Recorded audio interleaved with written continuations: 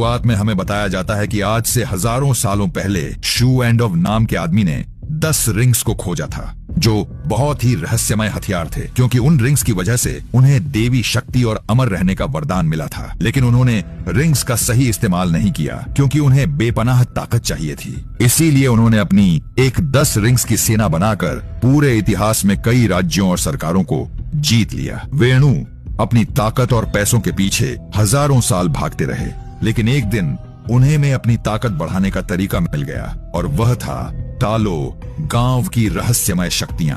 क्योंकि माना जाता था कि तालो जंगलों में छिपा हुआ एक अदृश्य गांव है, जहां के लोग अभी भी देवताओं की युद्ध कला के बारे में जानते हैं, और वहां बहुत सारे मिथिकल क्रिएचर भी रहा करते हैं। इसीलिए वेणु अपने साथियों के साथ तालो गांव का रास्ता ढूंढने के लिए निकल जाते हैं, लेकिन वह जंगल मायावी था, इसीलिए उनकी गाड़ी खाई से नीचे गिर गई। लेकिन वेणु ने उन रिंग्स की ताकत से खुद को बचा लिया। फिर वह वापस से तालों के रास्ते की तलाश में निकल पड़े, जहां उनकी मुलाकात यंगली से हुई, जो तालों की गार्डियन थी। वेणु ने उससे तालो गांव का रास्ता पूछा, लेकिन यंगली ने उसे तालों का रास्ता बताने से मना कर दिया और कहा कि तालों में आपके लिए कोई जगह नहीं है। इसी बात को लेकर उन दोनों में लड़ाई शुरू हुई, लेकिन यंगली ने तालों की शक्तियों से वेणु को हरा दिया। मगर इस लड़ाई में उन दोनों को एक दूसरे से प्यार हो गया, और उन दोनों के 2 बच्चे हुए, शंगची और शालिंग। वेणु को अब अपना परिवार मिल गया था, इसीलिए उसने अब सब बुरे काम छोड़ दिए और उन रिंग्स को भी एक बॉक्स में बंद कर दिया।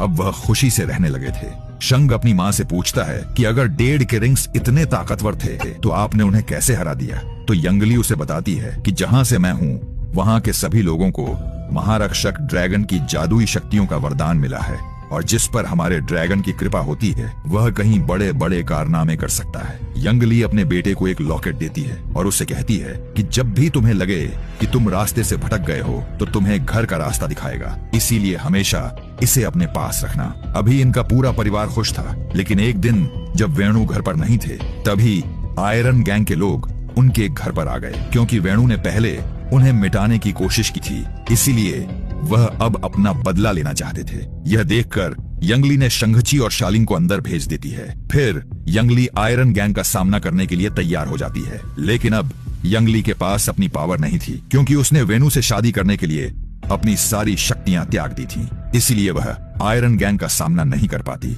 वेणु जब घर आकर यंगली की लाश देखता है तो अंदर से पूरी तरीके से टूट जाता है, और अब वह वापस उन रिंग्स को पहनकर नरसंहार करना शुरू कर देता है। अब वो शंगची को भी मार्शल आर्ट की ट्रेनिंग देना स्टार्ट कर देता है, और कुछ ही सालों में शंगची मार्शल आर्ट में माहिर हो जाता है। तो वेणु ने 14 साल की उम्र में आयरन गैंग के लीडर का मर्डर करने के लिए भेजते हैं। वो शंगची को कहते हैं कि हमने तुम्हारी माँ के कातिल को ढूंढ लिया है, इसीलिए उसे खत्म करना तुम्हारा फर्ज भी है और हक भी। इसीलिए जब तुम वापस लौटोगे तो फिर से टर्न रिंग्स के सामने दुनिया झुक जाएगी। फिर शंगची अपने मिशन पर निकल जाता है, लेकिन वह अपने मिशन को पूरा करने के बाद सेंट फ्रांसिस को भाग जाता है, क्योंकि उसे लगता था कि वह यह सब गलत कर रहा है, और अपना नाम बदलकर शोन रख लेता है। फिर हमें प्रेजेंट का सीन दिखाया जाता है, जहां शंग सुबह जल्दी उठकर केटी के घर की तरफ निकल जाता है, क्योंकि वह और केटी पिछले 10 सालों से काफी अच्छे दोस्त हैं, और अब वह साथ में कार पार्क करने का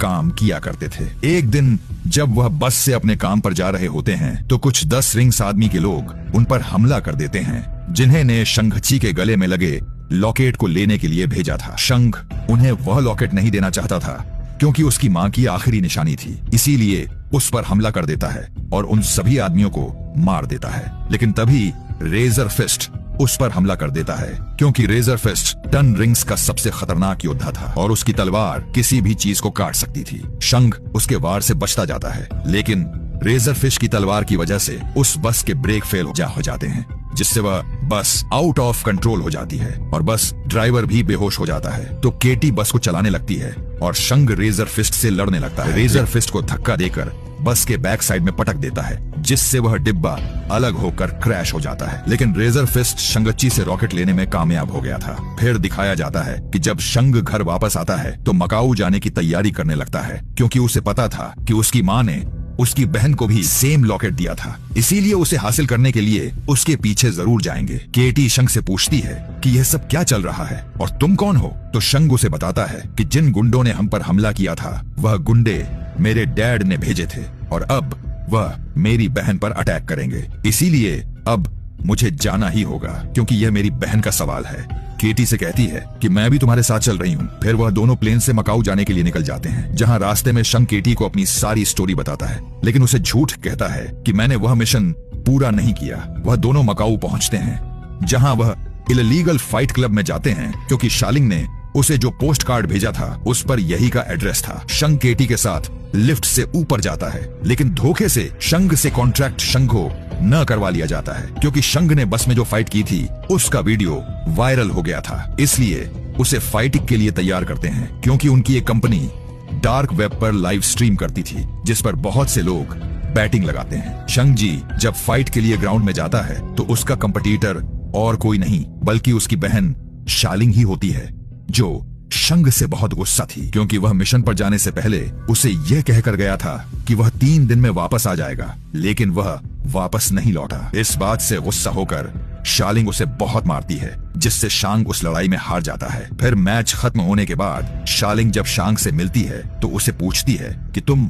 मुझसे क्या चाहते हो, तो शंग उसे कहता है कि 10 रिंग्स। आर्मी ने सैन फ्रांसिस्को में मुझ पर हमला किया था और वह मेरा लॉकेट ले गए और अब वह तुम्हारे पीछे आएंगे क्योंकि तुम्हारे पास भी मॉम का सेम लॉकेट है और जरूर डैड हमारे लॉकेट से कुछ बुरा करना चाहते हैं। तो शालिंग उसे कहती है कि जब तुम मुझे अकेला छोड़कर गए थे तब मुझे तुम्हारी जरूरत थी, लेकिन तुम नहीं लौटे तो मैं समझ गई कि मुझे तुम्हारी कोई जरूरत नहीं है और मैंने जगह अपने दम पर बनाना ही है। इसीलिए ना तो मुझे पहले तुम्हारी जरूरत थी और ना अब है। तो शंग उसे कहता है कि फिर तुमने मुझे वो पोस्ट कार्ड क्यों भेजा? तो शालिंग उसे कहती है कि यह पोस्ट कार्ड मैंने तुम्हें नहीं भेजा। तो इससे शंग समझ जाता है कि उसके डैड ने उसे फंसाया है। तभी वहां 10 रिंग्स के लोग आकर उन पर हमला कर देते हैं, लेकिन शालिंग अपने साथियों के साथ वहां से निकल जाती है, मगर वो शंग और केटी को वहां अकेला छोड़ देती है। शंग वहां से भागने के लिए बिल्डिंग का कांच तोड़ देता है। वो केटी को भी बाहर आने को कहता है, लेकिन के बेटी डर रही होती है क्योंकि उसे बांस की डंडियों पर चलना था। तो शंग उसे कहता है कि एक बार हम नीचे चले गए तो हम यहाँ से भाग सकते हैं। तो केटी भी मान जाती है।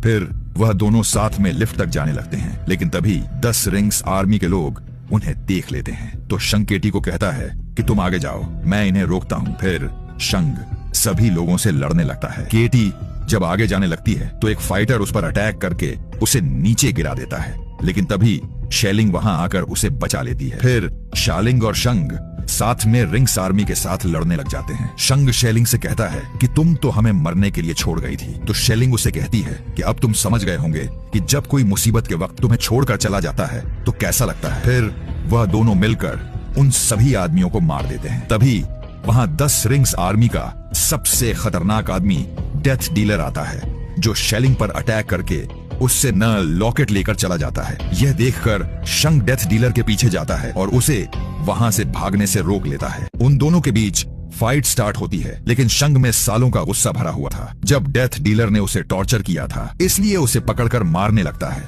लेकिन तभी शंग के डैड वहां आकर उसे रोक लेते हैं। वो शंग को कहते हैं कि मुझे तुम्हारी बहुत याद आई। फिर वह उन सभी को लेकर घर जाते हैं, जहां 10 रिंग्स आर्मी उनका स्वागत करती है। शेलिंग केटी को अपने रूम में लेकर जाती है, जहां केटी शेलिंग से पूछती है कि क्या तुम्हारे डैड हमें भी मार देंगे? तो शेलिंग उसे कहती है कि अगर तुम चुपचाप रहोगी तो डेट भूल जाएंगे कि तुम यहाँ हो, क्योंकि माँ के जानने के बाद वह पूरी तरीके से बदल गए हैं। उन्हें लगता था कि मैं उन्हें माँ की याद दिलाती हूँ, इसीलिए वह मेरी तरफ देखते भी नहीं थे। इसलिए मैंने अकेले ही मार्शल आर्ट की ट्रेनिंग करना शुरू की, क्योंकि मुझे लड़कों के साथ ट्रेनिंग अलाउ नहीं थी। इसीलिए मैंने उन्हें दूर से ही ट्रेनिंग लेते देखा और सब कुछ उनसे बेहतर सीखा। तो केटी उसे पूछती है कि तुमने घर कब छोड़ा? तो उसे बताती है कि 16 की उम्र में मैं यहाँ से भाग गई थी, जब मुझे लगा कि अब मेरा भाई कभी वापस नहीं आएगा। फिर वह सभी साथ में डिनर करते हैं। शंग अपने डैड से पूछता है कि आपने मुझे ढूंढा कैसे? तो वेणु कहते हैं कि मेरी तुम दोनों पर कब से नजर थी, इसलिए अब वक्त आ गया है कि तुम अपने पिता के साथ खड़े हो जाओ। तो शंग उन्हें कहता है कि यह कभी नहीं होगा। तो वेणु उन्हें एक रूम में लेकर जाते हैं, जहां उन्हें कहते हैं कि जब तुम दोनों घर से भाग गए तो मुझे तुम्हारी माँ की याद और ज्यादा सताने लगी थी, इसीलिए मैं उसके गांव तालों के बारे में और ज्यादा पढ़ने लगा, जिससे मुझे पता चला कि वहां पहाड़ों की गहराई में एक दरवाजा है जिसके पीछे तुम्हारी माँ को तालों के लोगों ने कैद कर रखा है। तो शांग और शैलिन को उनकी बातों पर यकीन नहीं होता। तो वेणु कहते हैं कि पहले मुझे भी यकीन नहीं था। लेकिन जब मैंने एक दिन अपने काम में डूबा हुआ इस रूम में बैठा था, तब मुझे तुम्हारी माँ की आवाज सुनाई दी, जैसे कि वह बिल्कुल यहीं मौजूद हो। उसने कहा कि उसे मेरी मदद चाहिए। तो शंग उन्हें कहता है कि माँ के गांव वाले ऐसा क्यों करेंगे। तो वेणु उन्हें बताते हैं कि जब हमें प्यार हुआ तो तुम्हारी माँ चाहती थी कि हम तालों में साथ रहे, इसीलिए उसने अपने बुजुर्गों से इजाजत मांगी, पर उन्होंने मना कर दिया। उन्होंने कहा कि मैं इस लायक नहीं हूँ। इससे वेणु को लगता है कि यंगली आज भी जिंदा है, लेकिन तालों के लोगों ने उसे कैद कर रखा है। तो शंग अपने डैड को समझाता है कि मोम अब जा चुकी है। तो वेणु उन्हें होल में लेकर जाते हैं, जहां उनकी मोम के दिए हुए लॉकेट को जैसे ही ड्रैगन की आंखों में लगाते हैं तो उसमें से बहुत सारा पानी निकलकर अचानक से फ्रीज हो जाता है। और जब वह पानी जैसे ही नीचे गिरता है तो उसमें से एक रास्ता बनने लगता है। तो वेणु उन्हें बताते हैं कि तालों का रास्ता एक भूल भुलैया है, लेकिन जंगल के बीच एक सीधा रास्ता भी है जो साल में सिर्फ एक बार एकादशी के दिन खुलता है। लेकिन उसके लिए पता होना चाहिए कि रास्ता कब और कहां खुलेगा, और अब मुझे दोनों पता है। फिर वो अपनी पूरी 10 रिंग्स आर्मी को कहते हैं कि आज से 3 दिन बाद हम मेरी वाइफ को उसकी कैद से आजाद करवाकर घर वापस लाएंगे। फिर वह शंग से कहते हैं कि मैं इसलिए तुम्हें यहाँ लाया हूँ ताकि तुम अपनी माँ को घर लाने में मदद कर सको। तो शेलिंग उन्हें कहती है कि अगर गांव वालों ने आपको रोकने की कोशिश की तो आप क्या करेंगे। तो वेणु कहते हैं कि अगर उन्होंने ऐसा किया तो पूरा गांव जलकर खाक हो जाएगा। तो शांग उन्हें कहता है कि इन बेकार की बातों से आप मोम के गांव में नहीं घुस सकते। तो वेणु गुस्सा होकर शांग और शेलिंग पर अटैक कर देते हैं और उन्हें जेल में कैद करने का ऑर्डर दे देते हैं। वेणु जब अपने रूम में जाते हैं तो उन्हें वापस से यंगली की आवाज सुनाई देती है। वो उन्हें कहती है कि हम सब जल्द एक साथ होने वाले हैं। वहीं शंग, शेलिंग और केटी को जेल में बंद कर दिया जाता है, जहां शंग उन दोनों को कहता है कि अगर हम 1.5 से पहले तालो नहीं पहुंचे तो फैमिली की बची कुछ ही निशानियां भी खत्म कर देंगे। तभी उन्हें वहां कुछ आवाजें सुनाई देने लगती हैं, और जब वह उस तरफ जाते हैं तो देखते हैं कि वहां एक कलाकार होता है जिसका नाम ट्रेवर स्लेटरी होता है। ट्रेवर उन्हें अपनी स्टोरी बताता है कि कुछ समय पहले एक प्रोड्यूसर ने उसे टेररिस्ट का रोल दिया था, लेकिन वह ट्रेवर को बेवकूफ बना रहा था क्योंकि वह प्रोड्यूसर खुद ही एक टेररिस्ट था। इसलिए जब ट्रेवर ने टेररिस्ट का रोल किया तो पुलिस को लगा कि वह एक टेररिस्ट है, इसलिए उन्होंने उसे पकड़कर जेल में डाल दिया।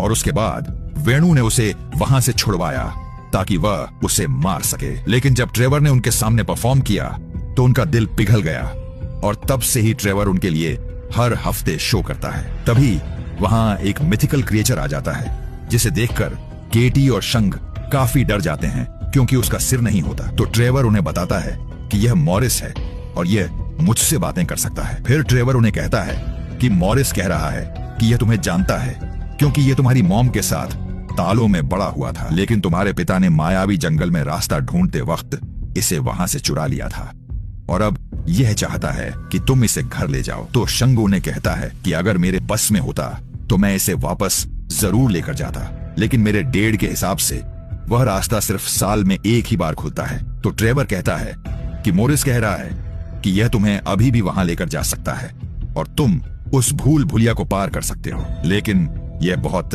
खतरनाक है क्योंकि आज तक इसे कोई जीते जी पार नहीं कर पाया। तो केटी उसे कहती है कि हम यहाँ से कैसे निकलेंगे। तभी शेलिंग वहां सुरंग का रास्ता ढूंढ लेती है और वह शंग को बताती है कि डेढ़ ने पूरे कॉम्प्लेक्शन की गाड़ी लेकर निकल जाते हैं। सुबह होते होते वह उस जंगल तक पहुंचते हैं। मॉरिस उन्हें रास्ता बताता जाता है जिससे वह उस मायावी जंगल से बचते हुए एक झरने तक पहुंचते हैं। जब वह जैसे ही झरने के अंदर जाते हैं तो वाटर एकदम फ्रीज हो जाता है और वह एक सीक्रेट रास्ते से सीधा तालों में पहुंचते हैं, जहां वह देखते हैं कि वहां बहुत सारे मिथिकल क्रिएचर होते हैं। फिर वह तालो गांव में पहुंचते हैं जहां शांग सभी को अपना इंट्रोडक्शन देता है, लेकिन वह सब उनकी बात नहीं सुनते और उन पर अटैक करने लगते हैं। तभी वहां यंगली की बहन यंगनान आ जाती है जो उन्हें ऐसा करने से रोक लेती है। वो शंग और शेलिंग से कहती है कि मैं तुम्हारी मौसी हूं। वह उन दोनों से मिलकर बहुत खुश होती है। शंग यंगन को कहता है कि हमारे पास टाइम कम है क्योंकि हमारे डैड यहाँ अटैक करने के लिए आ रहे हैं। तो नान उन्हें अपने साथ नदी के किनारे लेकर जाती है जहां उन्हें बताती है कि हम काले द्वार के रखवाले हैं और तुम्हारी दुनिया को उन बुराइयों से बचाते हैं जो इस द्वार के पीछे कैद है। तो शंग उन्हें कहता है कि हमारे डैड उसी द्वार को खोलने आ रहे हैं। अब क्या होगा? क्या शांग-ची बचा पाएगा तालो के लोगों को, या फिर उसके पिता सबको मार देंगे? क्या वह बड़ा दानव आजाद हो जाएगा जो उस दीवार के पीछे हैं?